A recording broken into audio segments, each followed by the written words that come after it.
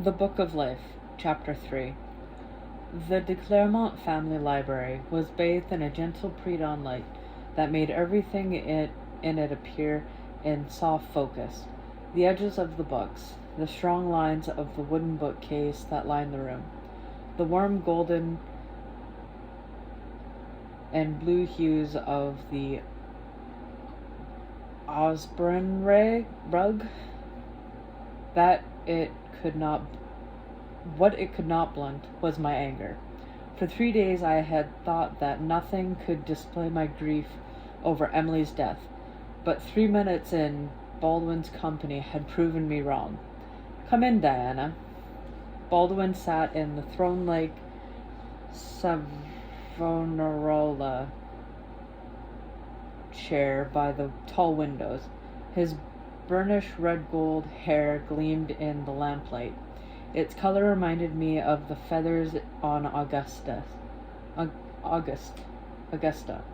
the eagle that Emperor Rudolph hunted in Prague. Every inch of Baldwin's muscular frame was taut with anger and banked with strength. I looked around the room. We were not the only ones to have been summoned to Baldwin's impromptu meeting. Waiting by the fireplace was a waif of a young woman with skin the color of skim milk and black spiky hair. Her eyes were deep gray and enormous, fringed with black lashes. She sniffed the air as though scenting a storm. Vernon. Matthew had warned me about Philip's daughter, who were so terrifying that the family asked him to stop making them, but she didn't look very frightening. Vernon's face was smooth and serene, her posture easy, and her eyes sparkled with energy and intelligence. Were it not for her unrevealing black clothes, you might have mistaken her for an elf. Then I noticed a knife hilt peeking out from her high-heeled black boots. Wolfling, Vernon replied. It was a cold greeting for a sister to give her brother, but the look she gave me was even more frigid. Which? It's Diana, I said, my anger flaring. I told you there was no way to mistake it, Vernon said, turning to Baldwin without acknowledging my reply. Why are you here, Baldwin? Matthew asked. I wasn't aware I needed an invitation to come visit my father's house, he replied. But as it happens, I came from Venice to see Marcus. The two eyes of the men locked. Imagine my surprise finding you here, Baldwin continued. Nor did I expect to discover that your mate is now my sister. Philip died in 1945, so how is it that I can feel my father's blood vow, smell it, hear it? Someone else can catch you up on the news. Matthew took me by the hands and turned to go back upstairs. Neither of you is leaving my sight until I found out how that witch tricked a blood vow from a dead vampire. Baldwin's voice was low with menace. It was no trick, I say indignantly. Was it necromancy, then? Some foul resurrection spell? Baldwin asked. Or did you just conjure his spirit and force him to give you his vow? What happened between Philip and me has nothing to do with my magic, and everything to do with his generosity. My own anger burning hotter. You make it sound as though you knew him, Baldwin said. That's impossible.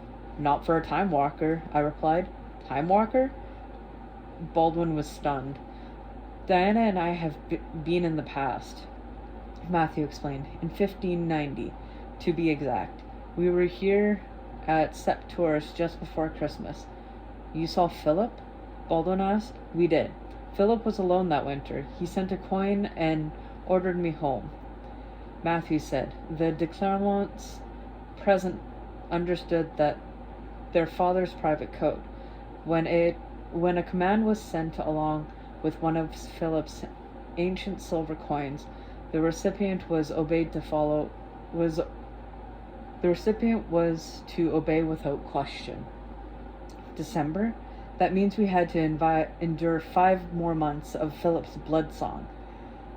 Vernon's muttered, her fingers pinched to the bridge of her nose as though her head ached. I frowned. Why 5 months? I asked. According to our legends, a vampire's blood flow sings for a year and a day. All vampires can hear it, but the song is particularly loud and clear to those who carry Philip's blood in their veins, Baldwin said. Philip said he wanted there to be no doubt that I was a de Clermont, I said, looking up at Matthew. All the vampires who had met me in the 16th century must have heard Philip's blood song, and I know I was not only Matthew's mate, but I was also Philip's de Clermont's daughter. Philip had been protecting me during every step of our journey through the past. No witch will ever be recognized as a de Clermont. Baldwin's voice was flat and final.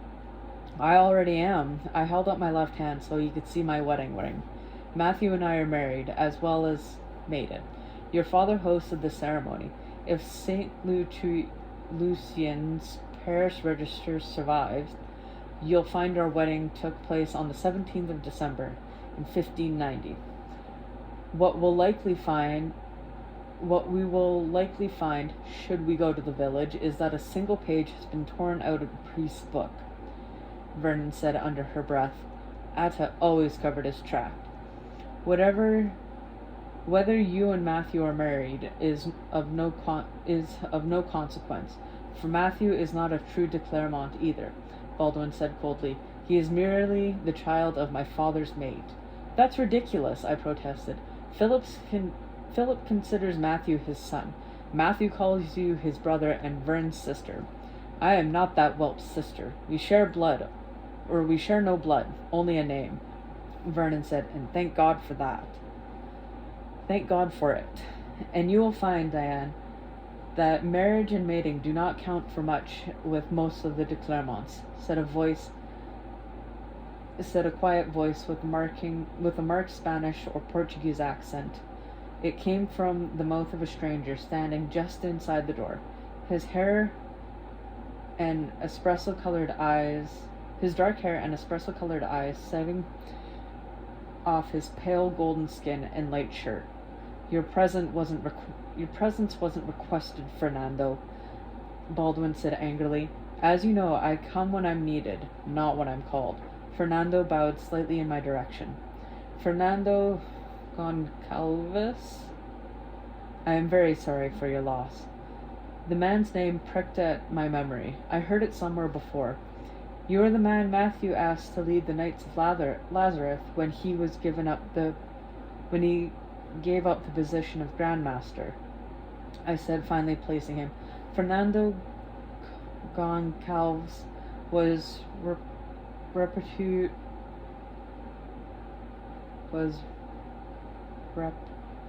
to be one of the Brotherhood's most formidable warriors. Judging by the breadth of his shoulders and overall fitness, I had no doubt this was true. He did. Like that of all vampires, Fernando's voice was warm and rich, filling the room with an otherworldly sound. But Hugh de Clermont is my mate. Ever since he died alongside the Templars, I have had little to do with Cavalry orders. For even the bravest knight lacks the courage to keep their promise. Fernando fixed his dark eyes on Matthew's brother. Isn't that right, Baldwin? Are you challenging me? Baldwin said, standing. Do I need to? Fernando smiled. He was shorter than Baldwin, but something told me he would not be easy to best in battle. I would not have thought you would ignore your father's blood vow, Baldwin. We have no idea what Philip wanted from the witch. He might have been trying to learn more about her power, or she could have used magic to coerce him, Baldwin said, his chin jutting out at a stubborn angle. Don't be daft. Auntie didn't use any magic on Grandad. Gallowglass breezed into the room, as relaxed as if the de Clermonts always met at 4:30 in the morning to discuss urgent business. Now that Gallowglass is here, I'll leave the de Clermonts to their own devices. Fernando nodded to Matthew. Call me if you need me, Matthew. We'll be just fine. We're family after all. Gallowglass blinked innocently at Vern and Baldwin as Fernando departed. As for what Philip wanted, it's quite simple. Uncle, he wanted you to formally acknowledge Diana as his daughter. Ask Vern. What does that mean? Baldwin demanded of his sister. Atta summoned me a few days before he died, Vern said, her voice low as her expression miserable. The word Atta was unfamiliar, but it was clearly a daughterly endearment. Philip was worried that you might ignore his blood vow. He made me swear to acknowledge it no matter what. Philip's oath was private, something between him and me. It doesn't need to be acknowledged, not by you or anyone else. I didn't want my memory of Philip, or that moment, damaged by Baldwin and Vern. Nothing is more public than adopting a warm blood into a vampire clan, Vern told me. She looked at Matthew. Didn't you take the time to teach the witch our vampiric customs before you rushed into this forbidden affair? Time was a luxury we didn't have, I replied instead. From the very beginning of our relationship, Yasabu had warned me that I had a lot to learn about vampires. After this conversation, the topic of blood vows was moving to the head of my research agenda. Then let me explain it to you, Vern said, her voice sharper than any school marms. Before Philip's blood song fades, one of his full-blooded children must acknowledge it. Unless that happens, you're not truly a de Clermont, and no other vampire is obligated to honor you as such. Is that all? I don't care about vampire honor. Being Matthew's wife is enough for me. The more I heard about becoming a de Clermont, the less I liked it. If that were true, then my father wouldn't have adopted you, Vern observed. We will compromise, Baldwin said. Surely Philip would be satisfied if, when the witch's children are born, their names are listed among my kin on the de Clermont's family pedigree. His words sounded magnanimous, but I'm sure there was some darker purpose to them. My children are not your kin. Matthew's voice sounded like thunder. They are if Diana is a de Clermont as she claims, Baldwin says with a smile. Wait, what pedigree? I needed to back up a step in the argument. The congregation maintains official pedigrees of all vampire families, Baldwin said. Some no longer observe the tradition. The de Clermonts do. The pedigrees include information about rebirths, deaths, and the names of mates and their offspring. My hand automatically covered my belly. I wanted the congregation to remain unaware of my children for as long as possible.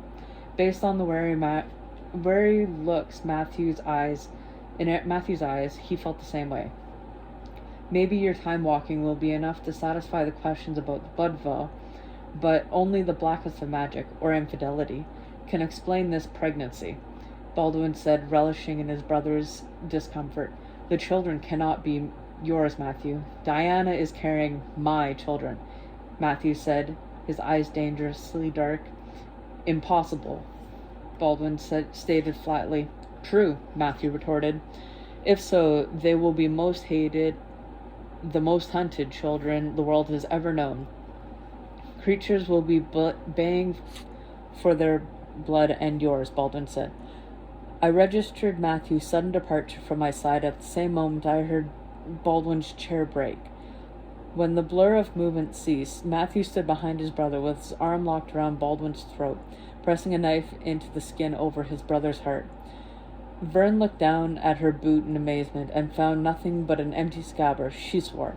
You may be the head of the family, Baldwin, but never forget that I am its assassin. Matthew growled. Assassin? I tried to hide my confusion as another hidden side of Matthew was brought into the light. Scientist, vampire, warrior, spy, prince, assassin. Matthew had told me he was a killer, repeatedly, but I had always considered this part and parcel of being a vampire. I knew he killed in self-defense in battle and to survive. I never dreamed that Matthew committed murder at his family's behest.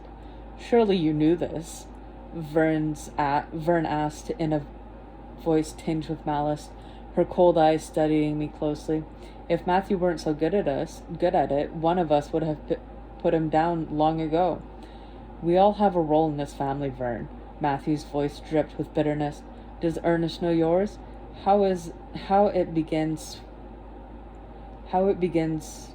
between soft sheets and a man's thighs? Vern moved like lightning, her fingers bent into lethal claws as she went for Matthew.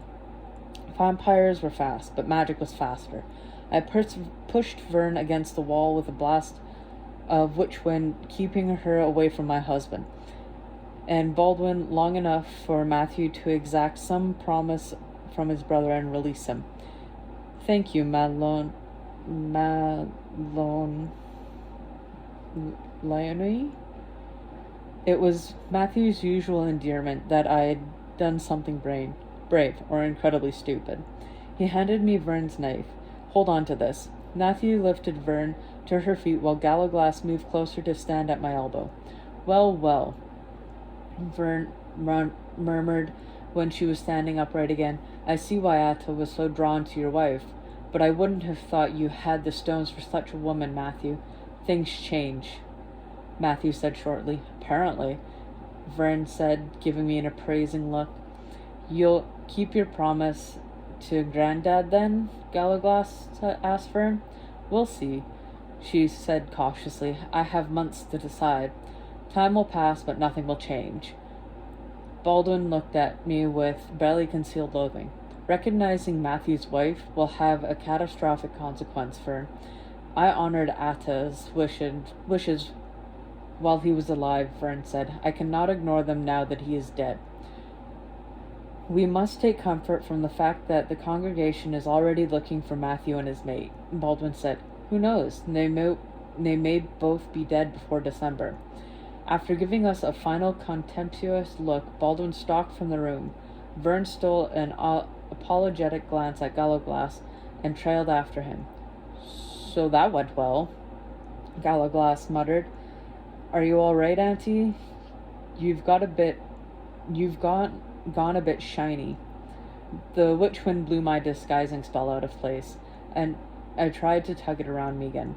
Given what happened here this morning, I think you'd better keep it on while Baldwin is at home, Gallaglass suggested. Baldwin cannot know of Diana's power. I'd appreciate your help with that, Gallaglass. Fernando's too. Matthew didn't specify what form this assistance would take. Of course, I've been watching over Auntie her whole life, Gallaglass said matter of fact. I'll not be stopping now. At these words, part of my past that I had never understood slid into place like a jagged puzzle piece. As a child, I often felt other creatures watching me, their eyes nudging and tingling and freezing my skin. One had been Peter Knox, my father's enemy, and the same witch who had come to step tours looking for Matthew and me only to kill M. Could another have been this giant bear of a man, who I now only loved like a brother, but had not even met until we traveled back into the 16th century? You were watching me? My eyes filled, and I blinked back the tears. I promised Granddad I'd keep you safe, for Matthew's sake. Gallaglass's blue eyes softened. A good thing, too. You were a right hellion, climbing trees, running after bicycles in the street, heading into the forest without a hint of where you were going. How your parents managed is beyond me. Did Daddy know? I had to ask. My father had met a big gale in Elizabethan London, when he had unexpectedly run into Matthew and me on one of his regular time walks. Even in modern-day Massachusetts, my father would have recognized Gallaglass on sight. The man was unmistakable. I did my best not to show myself. That's not what I asked Gallaglass. I was getting better at ferreting out a vampire's half-truth. Did my father know you were watching over me? I made sure Stefan saw me just before he and your mother left for Africa that last time, Gallaglass confessed, his voice a little more than a whisper. I thought it might help him to know when the time came that I was nearby. You were still such a wee thing. Stefan must have been beside himself with worry, thinking about how long it would be before you were with Matthew. Unbeknownst to Matthew or me, the bishops and the de Clermonts had been working for years, even centuries, to bring us safely together. Philip Gallaglass, my father, Emily, my mother. Thank you, Gallaglass, Matthew said hoarsely. Like me, he was surprised by this morning's revelations. No need, uncle. I did it gladly. Gallaglass cleared the emotion from his throat and departed. An awkward silence fell. Christ, Matthew raked his fingers through his hair. It was the usual sign he had been driven to the end of his patience. What are we going to do? I asked, still trying to regain my equilibrium after Baldwin's sudden appearance. A gentle cough announced new presence in the room and kept Matthew from responding. I'm sorry to interrupt, my lord. Alan Lemerle, Philip de Clermont, one-time squire, stood in the doorway to the library. He was holding an ancient coffer with the initials PC picked out on top of the silver studs, and a small ledger bound in green buckram. His salt and pepper hair and kind expression were the same as when I had first met him in 1590. Like Matthew and Gallaglass, he was a fixed star in my universe of change. What is it, Alan? Matthew asked. I have business with Madame de Clermont. Alan replied. Business? Matthew frowned. Can it wait? I'm afraid not, Alan said apologetically. This is a difficult time, I know, my lord, but Sieur Philip was adamant that Madame de Clermont be given her things as soon as possible. Alan ushered us back to our tower. What I saw on Matthew's desk drove the events of the past hour from my mind and left me breathless. A small book bound in brown leather, an embroidered sleeve threadbare with age, priceless jewels, pearls and diamonds and sapphires, a golden arrowhead with a long chain, a pair of miniatures, their bright surfaces as fresh as the day they were painted, letters tied with faded carnation ribbons, a silver rat trap tarnished clinging to the fine engravings, a gilded astronomical instrument fit for an emperor, a wooden box carved by a wizard out of a branch from a rowan tree. The collection of objects didn't look like much, but they held enormous significance, for they represented the past 8 months of our lives. I picked up the small book with trembling hands and flipped it open. Matthew had given it to me some after we had arrived at his mansion in Woodstock in the autumn of 1950. The book bindings had been fresh and the page creamy. Today the leather was speckled and the paper yellow with age. In the past I tucked the book away on a high shelf in the old lodge, but the book's plate inside told me that it was now property of London in Seville. The Kalmark manuscript Goncalves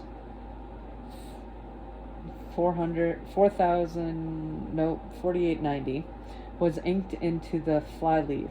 Someone, Gallaglass, no doubt, had removed the first page. Once it had been covered with my tentative attempts to record my name. The blots of that missing leaf had seeped through the page below. But the list I'd made in Elizabethan coin in circulation in 1590 was still legible.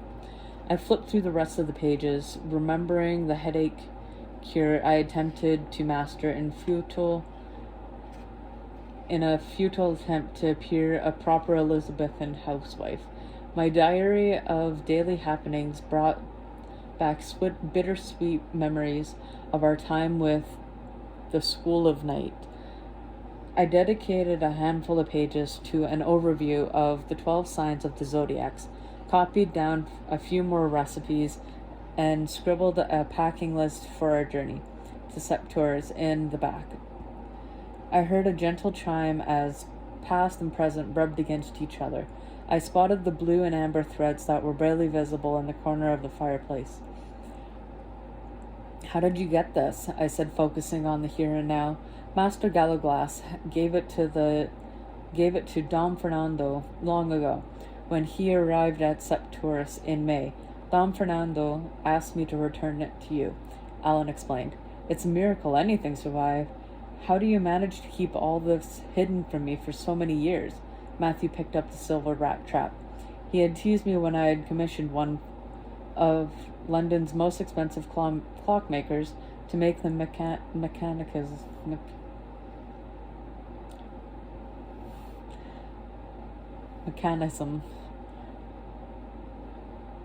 to catch rats prowling in our attics in the Blackfriars.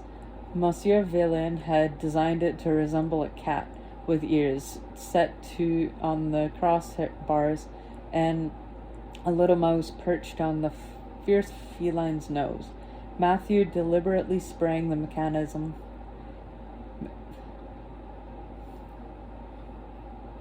and the cat's sharp teeth dug into the flesh of his finger. We did as we must, my lord.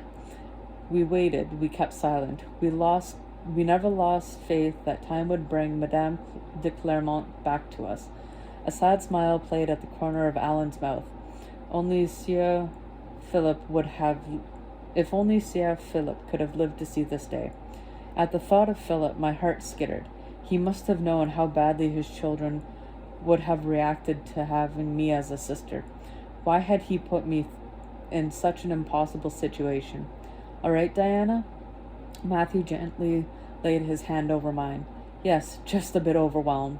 I looked up at the portraits of Matthew and me wearing fine Elizabeth clothing. Nicholas Hillard had painted them, at the Countess of Pembroke's request. She and the Earl of Northumberland had given the tiny likenesses to us as a wedding gift. The two of them had been Matthew's friends at first, along with other members of the School of Night, Walter Ray, George Campion, Thomas Harriot, and the Christopher Marlowe. In time, most of them became my friends too. It was Madame Yasabu who found the miniatures, Alan explained. She scoured the newspapers every day looking for traces of you, anomalies that stood out from the rest of the everyday events. When Madame Yasabu saw these on an auction notice, she sent Master Marcus to London. That's how he met Mademoiselle Phoebe. The sleeves came from your wedding dress. Matthew touched the fragile fabric, tracing the outlines of the of a cornucopia, a traditional symbol of abundance. I will never forget the sight of you coming down the hill to the village with the torches blazing and the children clearing the way through the snow. His smile was full of love and pleased pride. After the wedding, many men of the village offered to pay Madame de Clermont's court. You should have tried her. Should you tire of her? Alan chuckled. Thank you for keeping all of these memories for me. I looked down at the desk. It's much too easy to think I somehow imagined everything, that we were never really there in 1590. It makes that time seem real again. Sir Philip thought you might feel that way. Alas, there are two more items that require attention, Madame de Clermont. Alan held out a ledger. A tied string kept it from being opened, and a blob of wax sealed the knot to cover. What's this? I frowned and took the ledger. It was far thinner than the ones here in Matthew's study that contained the financial records of the Knights of Lazarus.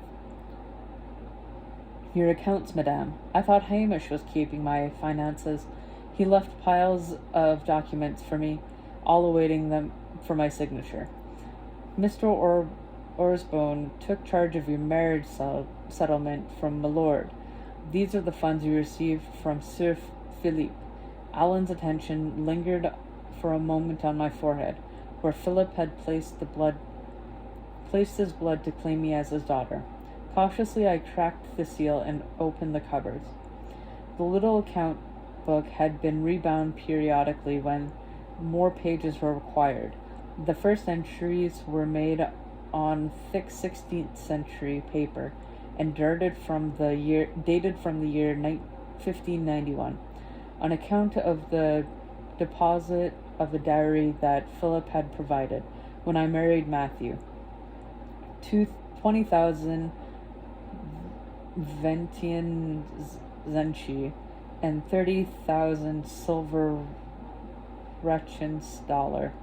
Every subsequential investment of that money, such as the rollover of any interest paid on funds and the houses and land purchased with the proceeds, was meticulously accounted for in Alan's neat hand. I flipped through to the final page of the book. The last entry, made on sparkling white bond, was dated 4 July 2010. The day we arrived back at Septours, my eyes popped at the amount indicated in the assets column. "I'm sorry it's not more," Alan said hastily, mistaking my reaction for alarm. "I invested your money as I did my own, but the more lucrative and therefore riskier options would have required Sir Baldwin's approval, and of course he could not know of your existence." "It's more than I could have ever imagined possible, Alan. Matthews had settled a substantial amount of property on me when he drew up our marriage agreements, but this was a vast sum. Philip had wanted me to have financial independence like the rest of the de Clermont women, and as I had learned this morning, my father-in-law, whether he dead or alive, got what he wanted." I put the ledger down. "Thank you." "It was my pleasure," Alan said with a bow, and he drew something from his pocket. "Finally, Sir Philippe instructed me to give you this." Alan handed me an envelope made from cheap, thin stock. My name was on the front. Through the poor adhesive had long since dried up. The envelope had been sealed with a swirl of black and red waxes. An ancient coin was embedded in it, Philip's special signal. Sir Philip worked on this letter for an hour. He even made me read it back to him when he was finished to make sure it captured what he wanted to say. "When?" Matthew asked hoarsely. "The day he died." Alan's expression was haunted. The shaky handwriting belonged to someone too old or infirm to hold a pen properly. It was a vivid reminder of how much Philip had suffered. I traced my name. When my fingertips reached the final letter, I dragged them across the surface of the envelope, pulling the letter so that they unraveled. First there was a pool of blackness on the envelope, and then the ink removed into the image of the man's face. It was still beautiful, though ragged with pain and marred by a deep, empty socket where once a tawny eye had shimmered with intelligence and humor. "You didn't tell me the Nazis had blinded him. I knew my father-in-law had been tortured, but I never imagined that his captors had inflicted this much damage." I studied the other wounds on Philip's face. Merciful, there wasn't enough letters in my name to draw an inherent detailed portrait. I touched my father-in-law's cheek gently, and the image dissolved, leaving an ink stain on the envelope, which, with a flicker of my finger, the stains lifted into a small black tornado. When the whirling stopped, the letters dropped back into their proper place. "Sir Philip often spoke with you about his troubles, Madame de Clermont," Alan continued softly, "when the pain was very bad." "Spoke with her? Matthew repeated numbly. Almost every day, Alan said with a nod. He would bid me to send everyone from that part of the chateau for fear someone would overhear. Madame de Clermont brought Sir Philip comfort when no one else could. I turned the envelope over, tracing the raised markings on the ancient silver coin. Philip expected his coin to be returned to him, in person. How can I if he's dead? Perhaps the answer is inside, Matthew suggested. I slid my finger under the envelope's seal, freeing the coin from the wax. I carefully removed the fragile sheet of paper, which cracked ominously as it was unfolded. Philip's faint scent of bay, figs, and rosemary tickled my nose. Looking down at the paper, I was grateful for my experience in deciphering difficult handwriting. After looking closely, I began to read the letter aloud. Diane, do not let the ghost of the past steal the joy from the future. Thank you for holding my hand. You can let go now. Your father, in blood and vow, Philip. P.S. The coin is for the ferryman. Tell Matthew I will see you safe on the other side. I choked on the last few words. They echoed in the silent room. So Philip does expect me to return his coin. He would be sitting on the banks of the river Styx, waiting for Chiron's boat to bring me across. Perhaps Emily will wait with him. My parents, too. I closed my eyes, hoping to block out the painful images. What did he mean? Thank you for holding my hand, Matthew asked. I promised him he wouldn't be alone in the dark times, that I'd be there with him. My eyes brimmed with tears. How can I have no memory of doing so? I don't know, my love, but somehow you managed to keep your promise. Matthew leaned down and kissed me. He looked over my shoulder, and Philip made sure he got the last word as usual. What do you mean? I asked, wiping my cheek. He left written proof that he freely and gladly wanted you for his daughter. Matthew's long finger touched the page. That is why Sir Philip wanted Madame de Clermont to have these as soon as possible, Alan admitted. I don't understand, I said, looking at Matthew.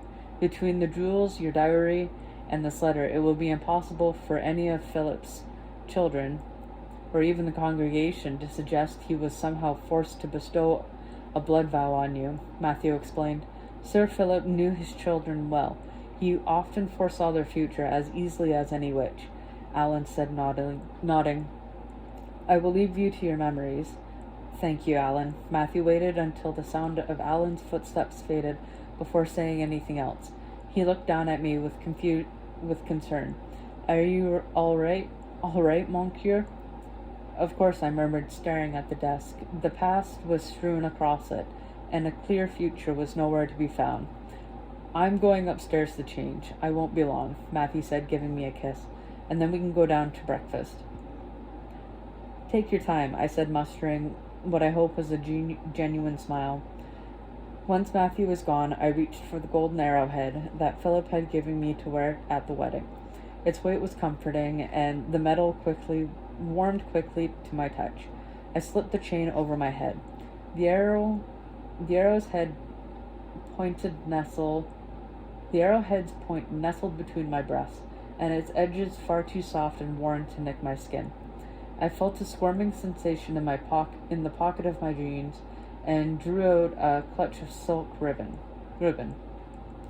My weaver's cord had come with me from the past, and unlike the sleeves from my wedding dress or the faded silk that bound my letters, these strands were fresh and shiny.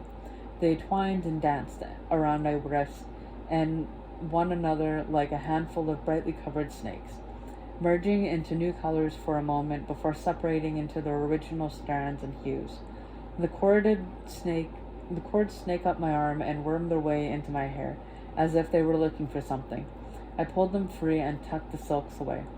I was supposed to be the weaver, but would I ever comprehend the tangled web that Philip de Clermont had been spinning when he made me his blood-sworn daughter?